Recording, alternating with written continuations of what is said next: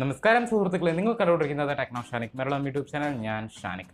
സുഹൃത്തുക്കളെ, നമ്മളിന്ന് സംസാരിക്കാനായിട്ട് പോകുന്നത് കാർഡിംഗ് എന്നൊരു പ്രോസസ്സിൻ്റെ വളരെ സിമ്പിളായിട്ടും സാധാരണക്കാരായ ആളുകൾക്ക് മനസ്സിലാകാൻ പറ്റുന്ന രീതിയിലുള്ള കുറച്ച് കാര്യങ്ങളാണ് നമ്മൾ ഇന്ന് വീഡിയോയിൽ ചർച്ച ചെയ്യാനായിട്ട് പോകുന്നത്.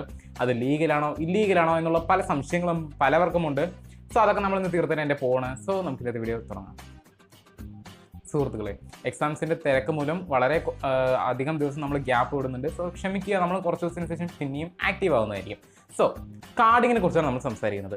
ഞാൻ ആക്ച്വലി ഒരു വീഡിയോ കാർഡിങ്ങിനെ കുറിച്ച് അപ്ലോഡ് ചെയ്തിരുന്നു. കാർഡിങ്ങിനെ കുറച്ചും കൂടി ഡെഫിനേഷൻ ആയിട്ട് പറഞ്ഞു തന്നൊരു വീഡിയോ ഉണ്ടായിരുന്നു. പക്ഷേ അതിൽ ഒരുപാട് പേർക്ക് സംശയങ്ങളുണ്ടായിരുന്നു. ഒരുപാട് പേര് ഇപ്പോഴും അത് ചോദിക്കുന്നത് ലീഗലാണോ ഇല്ലീഗലാണോ എന്നുള്ളതാണ്.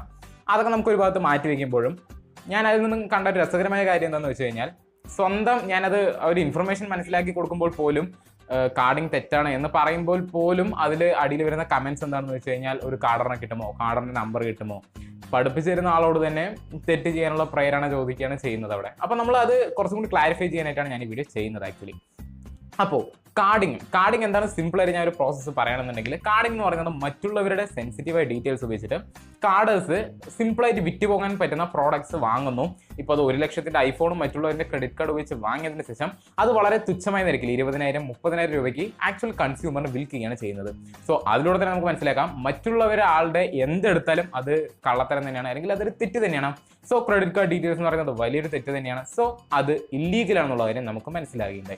പിന്നെ പലവരും ഈ പ്രോഡക്ട്സ് വാങ്ങാറുണ്ട്, പലവർക്കും സേഫായിട്ട് ഈ പ്രോഡക്ട്സ് കിട്ടാറുണ്ട്. അപ്പോൾ പലവരും നമ്മളോട് ചോദിക്കാറുള്ളത്, പിന്നെ എന്തിന് ഞാൻ പേടിക്കണം, വെറും 10,000 രൂപയ്ക്ക് എനിക്ക് ഐഫോൺ 10 കിട്ടുന്നുണ്ടെങ്കിൽ പിന്നെ ഞാൻ എന്തുകൊണ്ട് ഇത് വാങ്ങിക്കൂടാന്നുള്ളതാണ്. ഒന്നാമത്തെ കാര്യം, ഇത് ഇല്ലീഗലാണ്. ഇത് ഈ കാർഡറിനെ നിങ്ങൾ ആ കാർഡറെ പോലീസ് പിടിക്കുകയോ അത് ഇല്ലീഗലായ ഒരു പ്രവൃത്തി ആയതുകൊണ്ട് തന്നെ പോലീസ് പിടിക്കുകയോ അങ്ങനെ എന്തെങ്കിലും ഒരു മാൽ ഫംഗ്ഷനിൽ അയാൾ പെടുകയാണെന്നുണ്ടെങ്കിൽ വാങ്ങിയവരെല്ലാവരും കുടുങ്ങും. സോ നിങ്ങളും അതിലൊരു കുറ്റവാളിയായി മാറുകയാണ്. അതുമല്ല എന്നുണ്ടെങ്കിൽ ഇപ്പോൾ നിങ്ങളൊരു പ്രോഡക്റ്റ് വാങ്ങുകയാണ്. ഇപ്പോൾ നിങ്ങൾക്ക് ഒരു ഐഫോൺ 10 ഒരാൾ തരാമെന്ന് പറയണം, 10,000 രൂപയ്ക്ക് തരികയാണെന്ന് പറയണം. അത് നിങ്ങൾക്ക് വാട്സാപ്പിലൂടെ അയക്കാം, ഏതെങ്കിലും ഒരു രീതിയിലൂടെ ആയിരിക്കുമല്ലോ നിങ്ങളിലേക്ക് ആ ന്യൂസ് എത്തിയത്.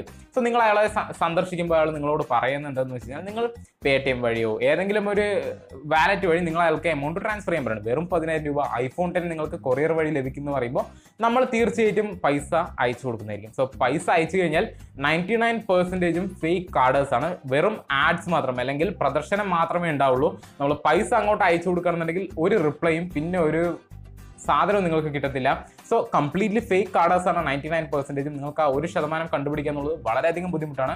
അഥവാ അവരെ ഒറിജിനൽ കാർഡേഴ്സിന് കിട്ടി നിങ്ങൾക്ക് പ്രോഡക്ട്സ് കിട്ടിയാൽ പോലും നിങ്ങൾ അത് ഉപയോഗിക്കുന്നത് വളരെയധികം ഡേഞ്ചറസ് ആണ്. അല്ലാന്നുണ്ടെങ്കിൽ ഒരിക്കലും അത് സേഫ് അല്ല എന്ന് തന്നെ നമുക്ക് പറയാം. സോ നിങ്ങൾക്ക് മനസ്സിലായി, കാർഡിങ് സേഫ് അല്ല.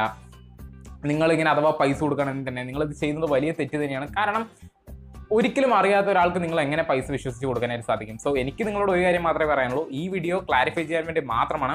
നിങ്ങൾ ഒരിക്കലും അറിയാത്ത ഒരാളുടെ നിന്ന് ഇതുപോലെ വില കുറഞ്ഞ് കിട്ടുമെന്ന് പറഞ്ഞാൽ പോലും ഒരിക്കലും പൈസ കൊടുക്കാതിരിക്കുക. കൊടുത്ത് നിങ്ങൾക്ക് പ്രോഡക്റ്റ് കിട്ടിയാൽ തന്നെ വളരെയധികം അൺസേഫാണ് ആ പ്രോഡക്റ്റ് നിങ്ങൾ യൂസ് ചെയ്യുന്നത്. സോ എനിക്ക് തോന്നുന്നു കാർഡിങ്ങിനെ കുറിച്ച് കുറച്ച് കൂടുതൽ നോളജ് നിങ്ങൾക്ക് ലഭിച്ചിട്ടുണ്ടാകുന്നു.